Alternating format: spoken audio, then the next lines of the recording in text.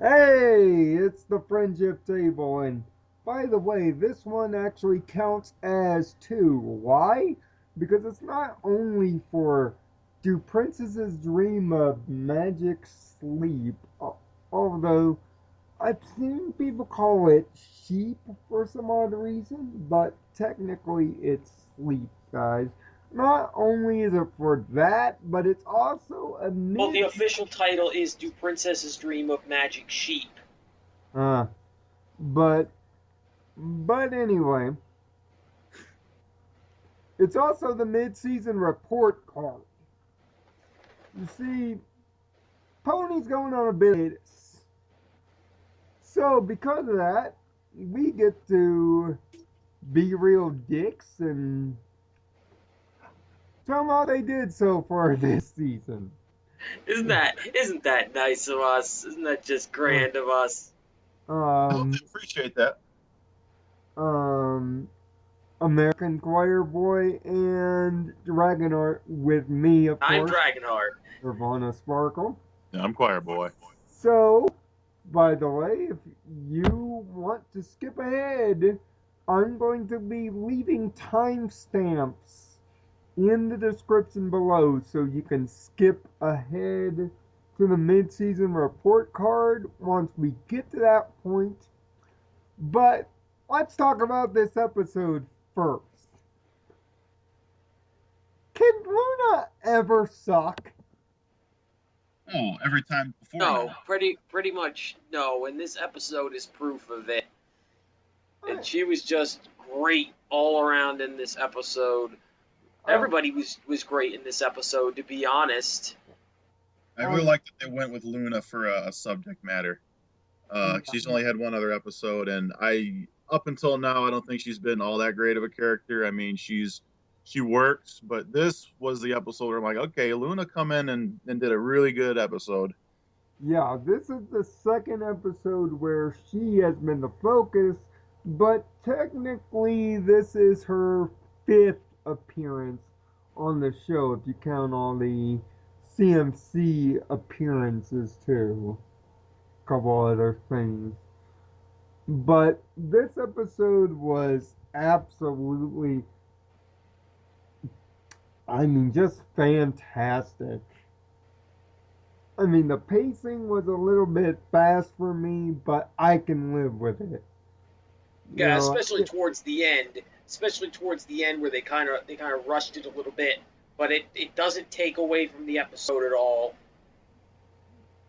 It's I fine that they mean, waited till the very end for it because Luna had been hiding it, so yeah, that does work in that sense, and it was a Yeah. very powerful thing at the very end.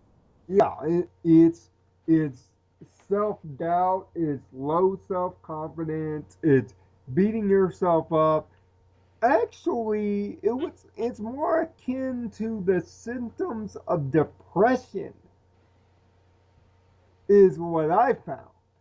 It's more akin to people that have a long standing depression about something. Because Only, usually, only of course, her depression is much worse because she gave birth to a whole separate entity. yeah, Yeah, that was the crazy part. I mean, which but which some, makes me think how powerful is like Luna is much more powerful than people think she is. oh, to do a linked dream with about, I would say, 60 ponies in town and keep it intact, that's pretty powerful there. Yeah, that I that's mean, pretty powerful.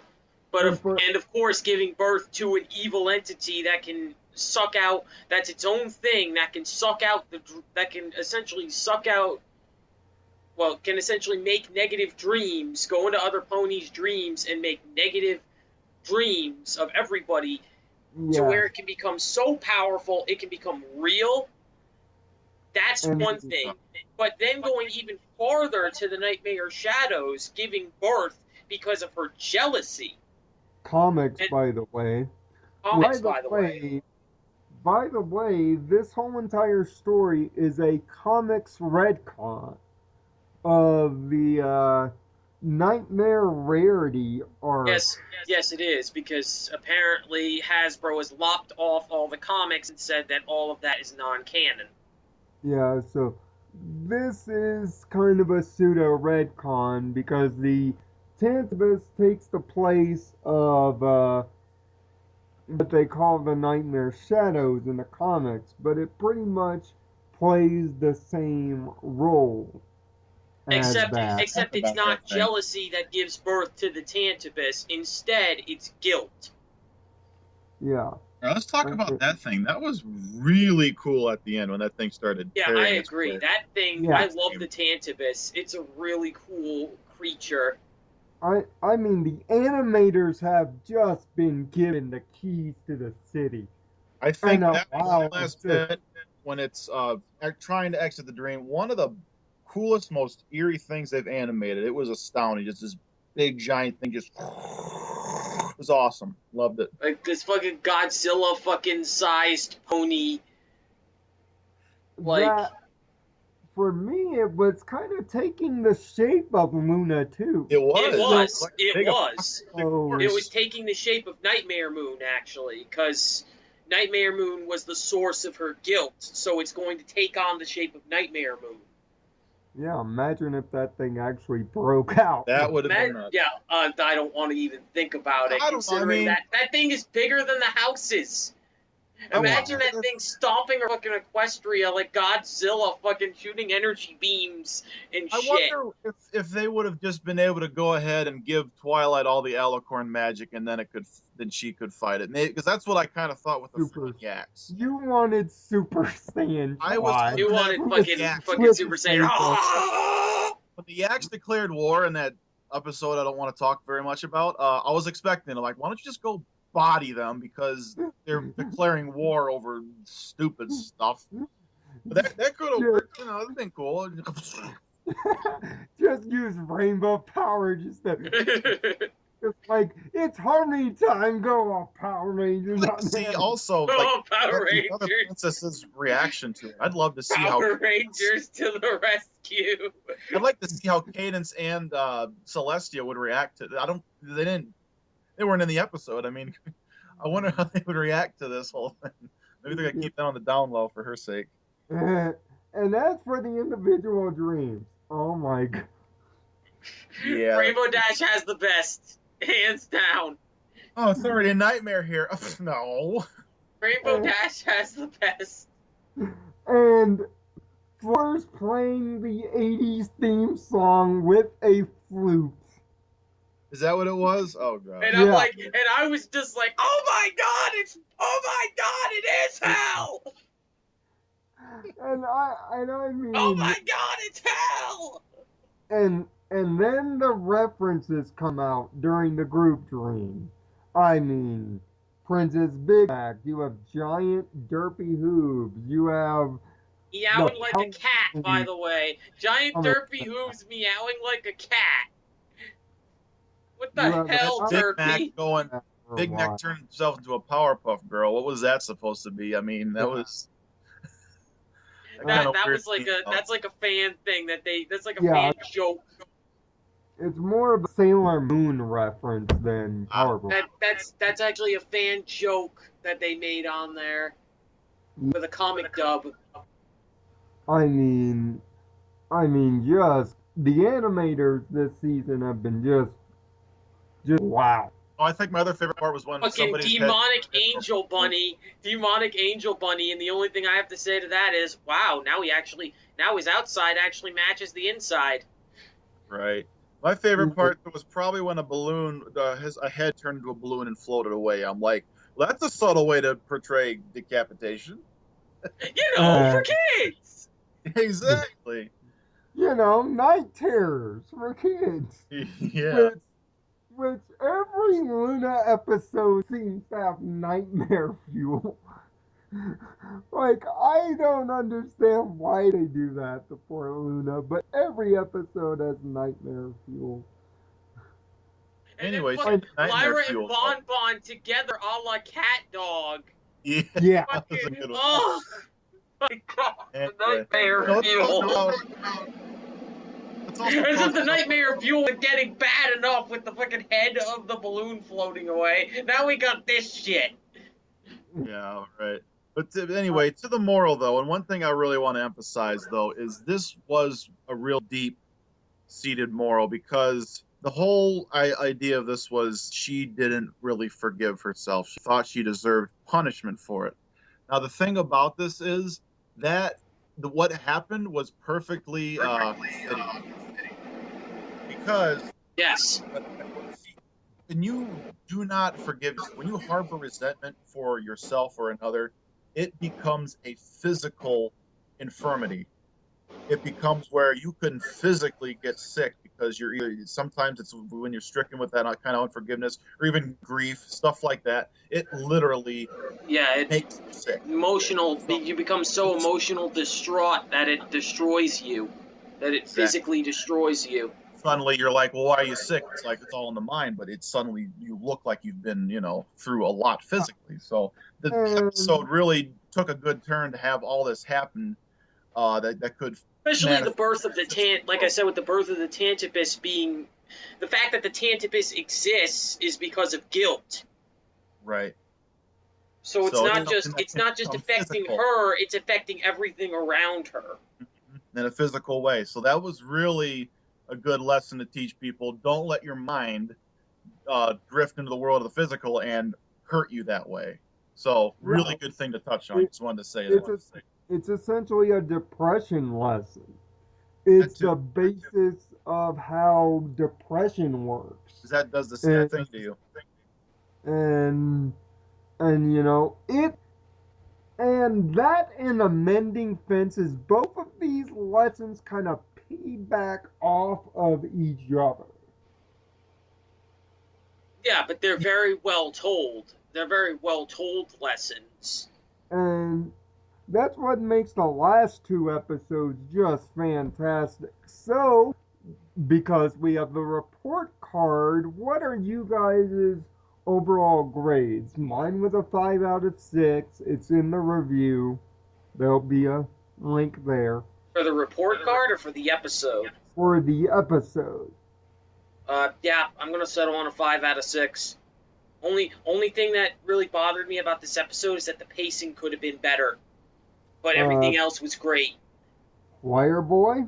I could probably agree, but at the same time, I mean, it was.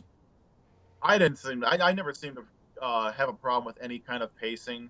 So I'll probably go ahead and say it's a 6 out of 6, especially because it really redeemed Luna for me. Up until now, she's been kind of just like one of my least Yeah, favorite if you characters.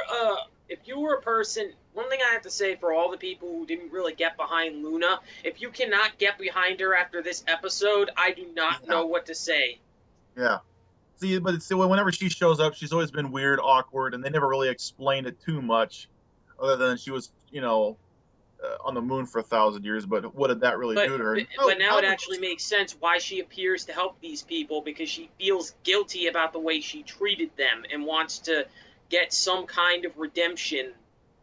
In fact, as soon as she woke up and said a good ending, that can't happen. I'm like, okay, now we're getting some insight on her character. So that's why it was really good, Okay, because you now we feel can really see guilty. why she's kind of the way she still has an awkward sense of she's not sociable or down to earth like everybody else. We see why now, because she took that guilt and just wrecked herself with it. So Yeah. Because she feels so So, guilty, she feels like she can't be like them because of right, that. right. so with that said, we make the transition to the report card because it's been 13 episodes. We're halfway through this second set of the new 26. It's the midterms.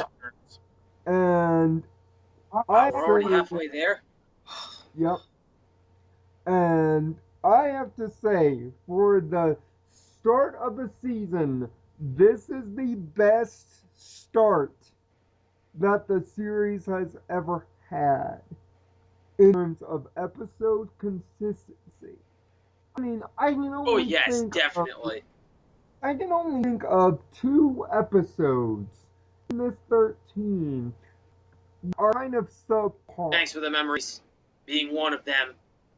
I I mean, Appaloosa's Most Wanted being one, and of course Tank. You know, you like the Yaks that much. But huh? even then, Appaloosa's Most Wanted wasn't that bad.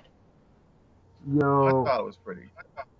It you know, wasn't that bad. It was a good episode. I'd call it a good episode. But I Thanks for the mean, it's, Memories is undisputedly awful. I, I mean, again, Come find you. it's, it's, I mean, I'll find you. it's, Come at me, bro. it's just been such an incredible.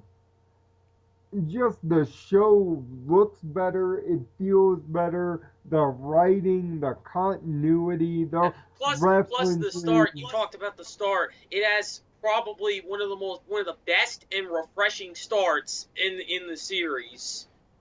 I mean, By the second part of it, yeah. Because I the mean, first part of it they have to build it up, but the second part makes up for it. And the But very it first has. kind of like they're trying too hard to build up a precedent, and it little annoying. But yeah, then it turned out to be a really, we talked about But this then you have the before. payoff. How Then you have that the payoff, which makes all of it how that worth kind it. of thinking destroys people's lives. It was such a huge thing to start off with. That was why it was so good.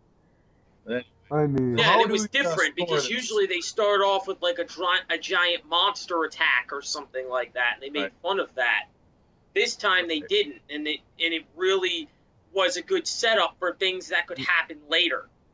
you know, So how do we score Blue this Man, now? Is this going to be letter grades?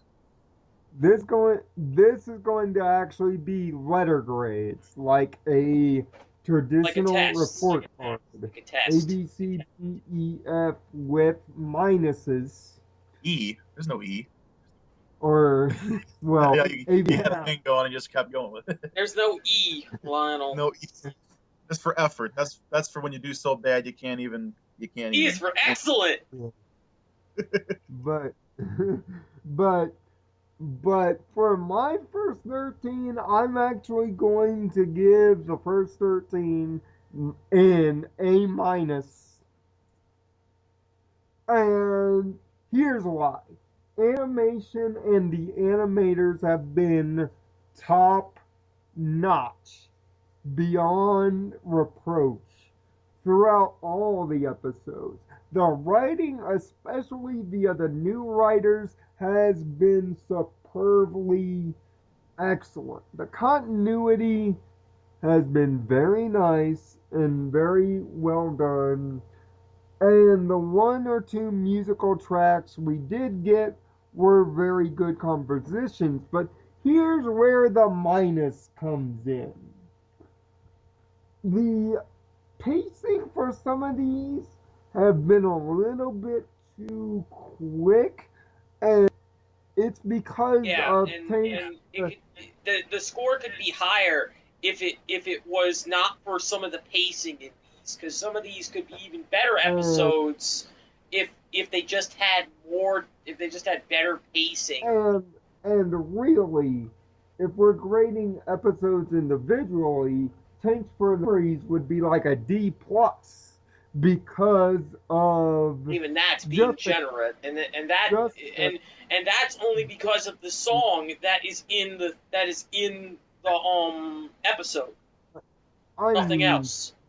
I get the overall lesson of the episode, which is a good one, but they could have wrote it far better Actually, than they did with the episode we just talked about. yeah. I So they mean, did. You I mean, guys really but like the Yak episode better than Thanks for the Memory. you know, Yes. the Yak episode was kind of so, but it was manageable It was abysmal. because the Yaks kind of did their Because job, they Just had for that, I give because it a the 1 out of acts 6. like I stuff changed had my a and score. point. I changed my you score to know, 1 out of 6, just to spite you. you know, it's just it's.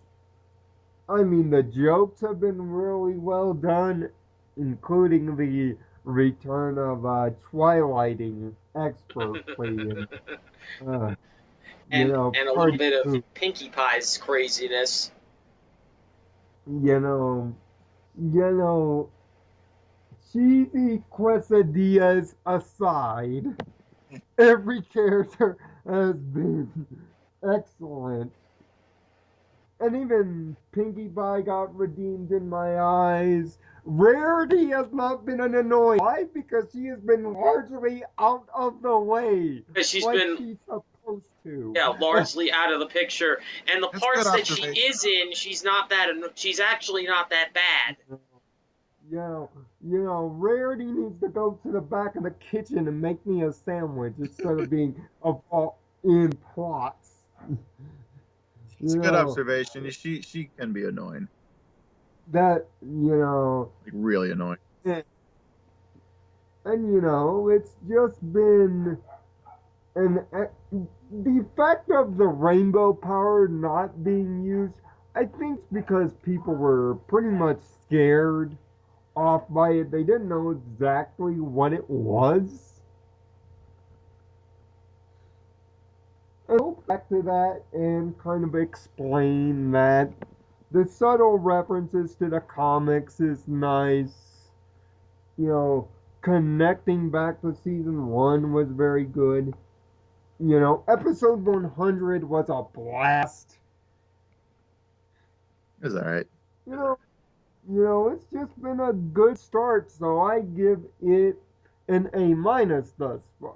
Choir Boy, what's your grade and why? Um, I'd say about an A. Right at an A because well, I don't know. I'm not good with grades really. I mean, I usually just sit and talk about how I felt during it. So far, I've loved it. There's just I been a sound like few a parrot moments. here, but I agree with you, Lionel. Yeah, and I A, mean I that guess. would mean you're giving it an A minus too, David. So why for your A minus? Because, like I said before, the only thing that holds back some of these episodes is if they had better pacing, and that's it. The season would go higher to about an A. The only reason if it had better pacing, it would be about an A. You And the know, only reason it would be an A is because of things like Tanks for the Memories. you I think know, for me, it's an you A because uh, just for the Yak episode. I'm sorry, guys. I hate it so much. I am just so know, other than the Pinkie Pie stuff in it, but as far as this whole episode, it just left me in shock and tears, and that's why. Otherwise, it probably would be an A minus. That's probably you know, Yeah, that's and fine. also, fair. we're gonna close this up with a kind of wish list, and I'm gonna just base it off of two things. One, I want the season to end as strong as it has begun. I want the ender to be worthy of a season six to get us hyped for that. I want it to feel good, and I Shit, do want season to six see. has a lot to Uh, make up for. I do want to see Starlight glimmer again, but also here's my biggest wish. I want Rarity not to suck. Please, for the love of God, if you are going to dedicate Rarity episodes, which, by the way, the next Gonna two are, the next aside from Scare Masters, the next 4 episodes are possible Rarity episodes, with three of them being guaranteed. Oh my god, I mean, whose idea I was mean, that? hate.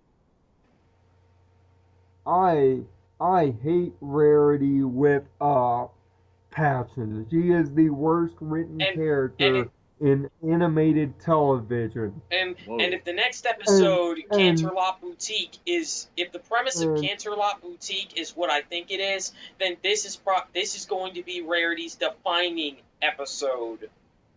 I mean, worst written character in animated show history. She is the only thing keeping this show from being absolutely spot on perfect. She is the only thing that's keeping it from like top 5 all time in my eyes because of how bad this character is. Oh.